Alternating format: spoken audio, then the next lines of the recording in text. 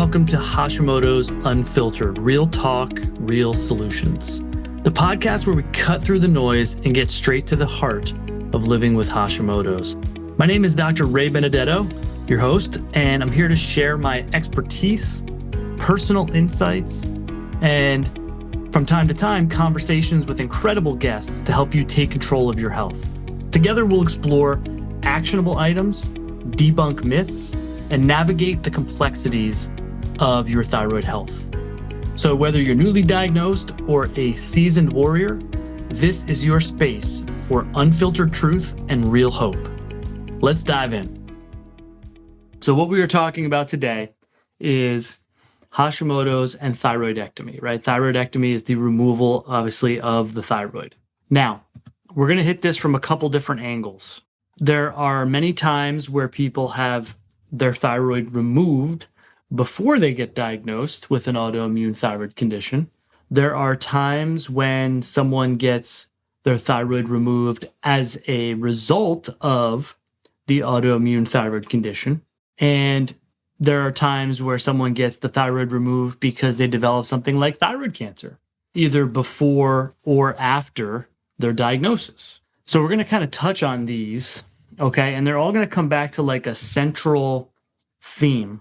And then, I'll kind of take the 30,000 foot view here. And then if you guys have questions on any of this, let me know. If you guys have questions on anything, let me know. So here's the deal. Having the thyroid removed for whatever reason, and again, sometimes it's necessary. Okay, I get it. Sometimes someone develops thyroid cancer either before they get diagnosed with Hashimoto's or after. Having Hashimoto's can increase your chances of thyroid cancer. So maybe they got diagnosed, nothing was done about it, they developed thyroid cancer, and then they removed it. Here's the deal. If the thyroid is removed or not. So let's talk broadly about removing the thyroid and what it does, if anything, to the autoimmune disease. And then we'll go into each specific situation. So broadly speaking, removing someone's thyroid or not having a thyroid doesn't do anything, does nothing to help treat an autoimmune thyroid condition. Okay, it doesn't do anything to stop an autoimmune condition.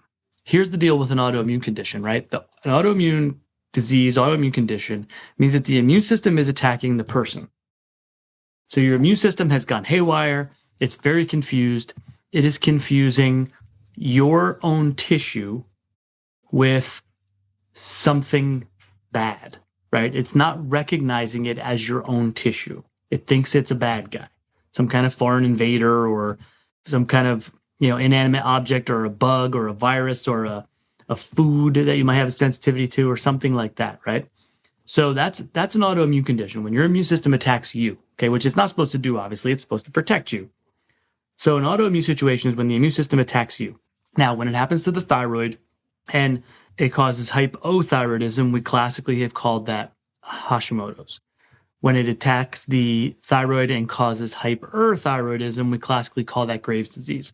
For the topic of today's conversation, I'm going to kind of lump both of those together, and we're just going to talk about autoimmune thyroid in general. I want to talk about autoimmune disease in general, really, but we'll keep it real for this conversation, which deals with autoimmune thyroid. Now, so the immune system's attacking the thyroid. Removal of the thyroid, and this is a lot of times the thinking in medical streams as well, which I'm sure many of you have heard and many of you have been told, removing the thyroid doesn't stop the immune system from attacking the person. It just takes away the target tissue. So what can potentially happen? Well, the immune system is not going to stop the attack because nobody has stopped the immune system from attacking. They have just removed the part of the body that it is attacking. So what can happen is the immune system can start looking for other targets, right? It's going to start looking for other things to attack.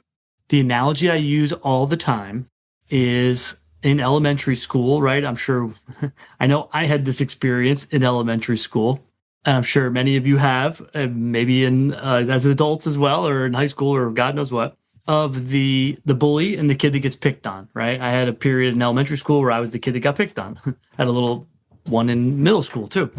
So where, you have the bully and you have the kid that's getting picked on. All right, let's call him the weaker kid. And every day they're out on the playground and the bully's beating up on the younger kid, the little kid, the weaker kid, and taking his lunch money, right? Because the bully's got to eat, and maybe he wants 2 lunches, so he'll just beat up the weaker kid and take his lunch money too, right? And it's happening all the time. So the bully is beating up on the kid, beating up on the kid, beating up on the kid, right? Think of that as like the bully is the immune system, the weaker kid is the thyroid. And the bully's just attacking him, beating up on him because he's taking his lunch money. Now, what happens if that weaker kid, let's call him Ray, let's say Ray's family picks up and, dad gets a new job somewhere or mom gets a new job somewhere. So the family picks up and moves out of town. So now the bully shows up to school and there's nobody to pick on anymore, right? Because I've been beating up on the same kid, but he's gone now. Well, I didn't bring any lunch money today because I was going to take this kid's lunch money. So now I got to go find someone else to beat up and take their lunch money. So the same analogy, right, rings true. Now, bottom line is, what do we got to do sometimes? This is what I had to do in middle school. I'm a lover, not a fighter, but sometimes we got to punch the bully in the mouth, even if we get our butts kicked. That's, it's a story for a different day. I had a bully picking on me in middle school, and I said, to hell with it, I'm done with this. And so I fought back. He kicked my butt. I broke my hand in the process, but he never picked on me again. So no different, right? We got to punch the bully in the mouth. We got to attack the immune system. So taking out the thyroid or not having a thyroid doesn't stop the immune problem, the autoimmune problem. I hope that makes sense. That's kind of the one point I wanted to drive home today was that, that taking out the thyroid or having the thyroid removed doesn't stop the autoimmune problem. Because now the immune system, we're talking about a systemic problem here. So the immune system is just going to rage on, and now it doesn't have a weaker kid to pick on anymore, so it's going to go find someone else to pick on, right?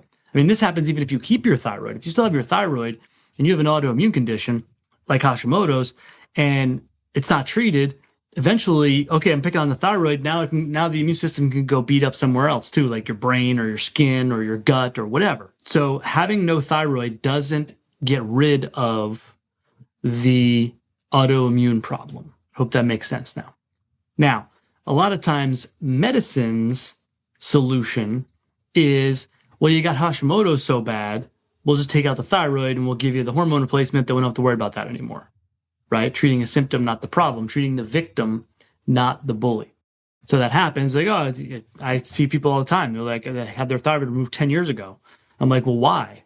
And they're like, well, I had Hashimoto's real bad. It was all swollen. It was inflamed. It was cutting off my voice, my esophagus and all this stuff. And, it was just getting really bad. So they just said, well, let's just take it out. And again, maybe sometimes, I'm not saying it's not necessary in some cases, but a lot of times it's not. And so they're like, oh, we'll just take it out and forget about it, And then someone will be like, and they're still sitting here with me, and they're like, I haven't had a thyroid for 10 years, and my antibodies are still high. How is that possible? I'm like, because your immune system is still going. Like all that did was take the weaker kid and move him out of town, and now the immune system's still going. So, but medically speaking, that's like a solution. They would do it with Graves' disease all the time. Okay, now, again, there are circumstances where Graves' disease can cause complications, cardiovascular, neurological. I get it. Okay, there are cases when the thyroid might need to be removed, right? We talk about thyroid cancer. There are cases where, like, okay, we got to take it out. I get it. I'm not saying not to do it, right? If it's medically necessary. All I'm saying is, if we're taking out the thyroid to treat the Hashimoto's or the Graves', and that's the only reason, and there is no complications or there's no other reasons, it's not going to fix the problem, right? It's not going to treat the autoimmune problem. That's number one. Number two, if we do have to have it taken out, or we've had it taken out already, right? Or if I got thyroid cancer, my thyroid has to come out. Or, you know what? Someone gets to me and they're like, well, I already had it taken out. Like, there's no going back now. So if someone has to get it taken out, or it's already been taken out, and they're still symptomatic, or they still have Hashimoto's, nothing is fixed, right? We still have to treat the autoimmune problem. That is at the underlying core of everything. Again, medicine, the medical approach is always going to be treat symptoms, treat tests, right? So they're just get by with pills and with surgeries. That's it. It doesn't fix anything. It's not addressing the underlying cause of the problem, and it's not fixing the problem. Okay? All it's doing is maybe temporarily masking it or helping it, many times in the long run, it's making it worse, right? Because it's like, oh, you have Hashimoto's, you've been suffering with it for a while, let's take your thyroid out. And it's like, well, now I don't have a thyroid. You know what I mean? So it changes the game. So I hope that clears things up for people. Like, removing the thyroid doesn't do anything to fix the underlying autoimmune problem, okay? It's the weaker kid moving up out of town. And now the bully's just still got to eat lunch, so he's going to look for someone else to beat up on. Again, that's whether you have to get it taken out or you don't necessarily have to get it taken out, or if you've had it taken out. It doesn't matter. Any one of those situations, not having a thyroid doesn't treat or stop the autoimmune condition. I hope that makes sense. I'll get off my soapbox for today. I hope that was helpful. Look, I get that question a lot, and that's kind of, where I get the topics, obviously, for these talks, right? These live streams it's just questions I get all the time.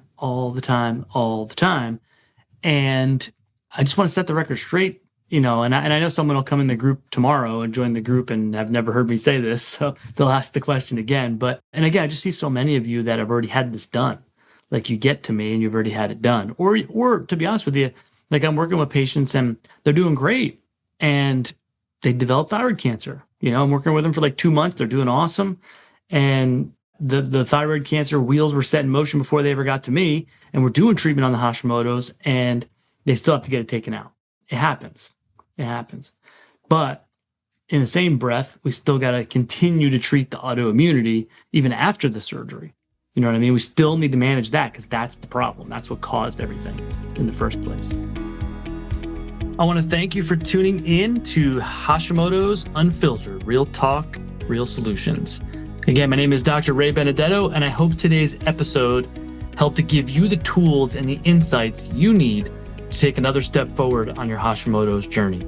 Don't forget to subscribe, leave a review, and share this episode if you think someone could benefit. You can also connect with me on Facebook at Dr. Ray Benedetto and on my website, drraybenedetto.com, for more resources and updates.